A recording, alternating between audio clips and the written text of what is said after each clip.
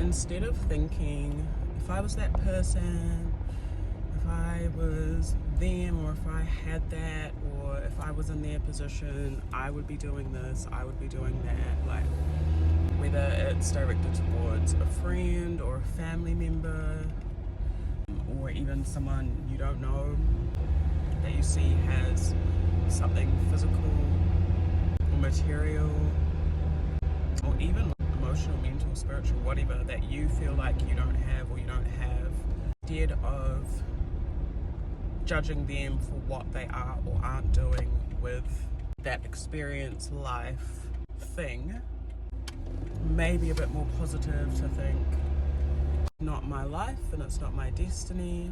Sure, they know what they're doing with their own energy and time. I'm only in control of my life, my destiny, my path. You have similar things. This other person that you are comparing yourself to or judging, critiquing, so ask yourself how you can cultivate that for yourself. If it has nothing to do with you, or it's not something that you can cultivate for yourself because of whatever, then let it go and let people live their own lives. We are not in control of anyone. I think some people that think like this don't realize that it's a controlling thing. It's a controlling thing to think, if I was that person, I would be doing this, and to be meditating on that. Why do you need to be that other person? Why do you need to make decisions for someone else? Why do you need to question the decisions that someone else makes if they are happy, if they're healthy, or even if they're not? It's not your free will to be free within. Everyone has their own destiny and path for a reason. This is something that African, Indigenous, spiritual systems, spiritual practice, culture and tradition reaffirms to me every day as I pray over my own uri, over my own spiritual head. I'm reminded that every single path is different, every single destiny is not perfect either. Judging other people for the paths that they have taken, which is easier said than done, but especially if it doesn't affect you or isn't harming you,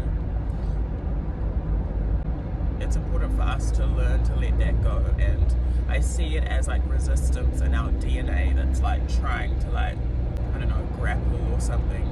Sometimes it is better to just say I release what I can't control and I focus on my own life and destiny path, and I wish the best for that person, and I pray or hope, send them love, or hope that they are happy in their own destiny. As someone that grew up in the church, was an evangelist, went to Bible college, whatever, was heavily indoctrinated, religion in that aspect really teaches you, especially as like an evangelist or someone that's like going out to spread the word, right?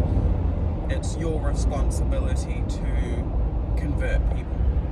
And I don't think we realize when we're in it how much it is forming our mind or our sense of needing to control other people, and then judging if they are not adhering to the advice or the path.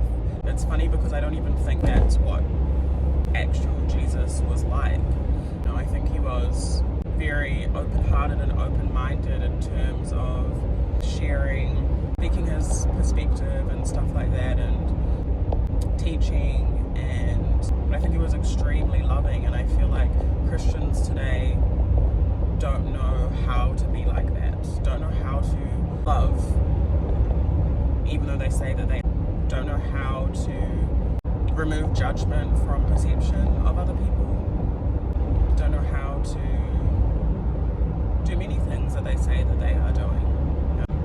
And I think if Jesus was alive at this time, he would be heavily disappointed, would be calling Christians out for being tremendous hypocrites everywhere.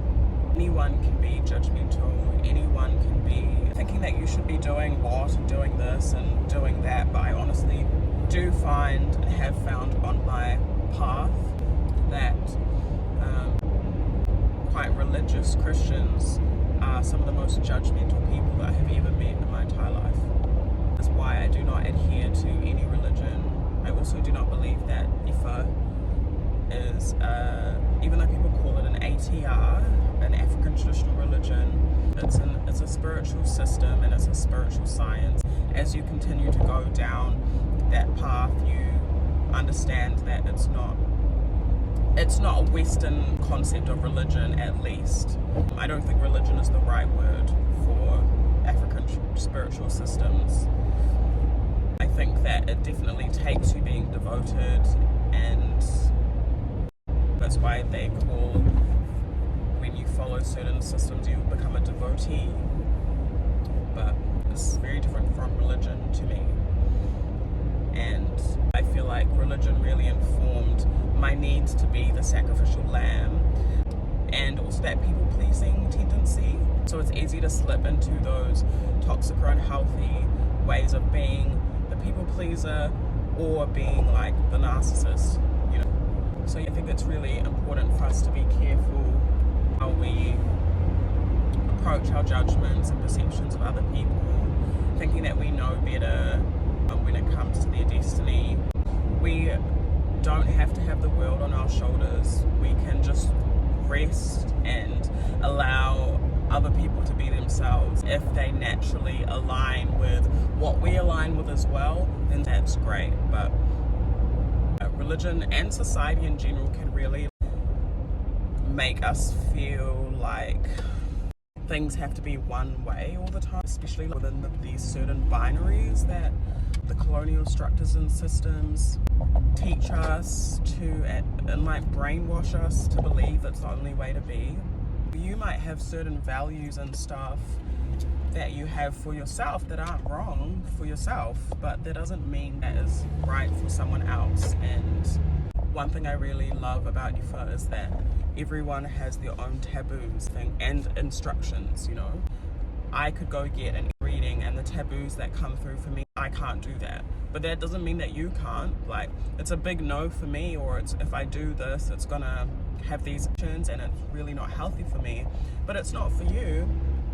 And that's why I also view Ifa in particular as not a religion, because in religion it's like everyone has to do this structure, the same thing, and if you don't, then you're not aligned. And because there's so much like harsh critique coming from this perception of what God is, that everyone within this system ends up harshly critiquing and judging each other. If religion and embrace Indigenous, African, whatever cultural systems and ways of being.